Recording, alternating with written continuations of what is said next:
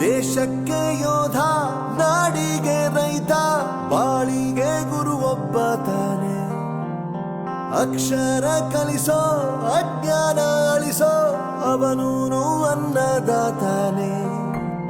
ತಪ್ಪು ಸರಿಯ ತಿದ್ದಿ ತಿಳಿ ಹೇಳಿ ಸಮಬುದ್ಧಿ, ನಮ್ಮ ಚಿತ್ತ ಶುದ್ಧಿಯಾಗೋ ಹಾದಿ. ಎಷ್ಟೇ ದೂರ ಹೋದ್ರೂ ಮರಿಬೇಡ ನಿನ್ನ ಬೇರು, ನಿನ್ನ ಸಾಧನೆಗೆಲ್ಲ ಇದುವೇ ಆದಿ. ಪಾಠಶಾಲಾ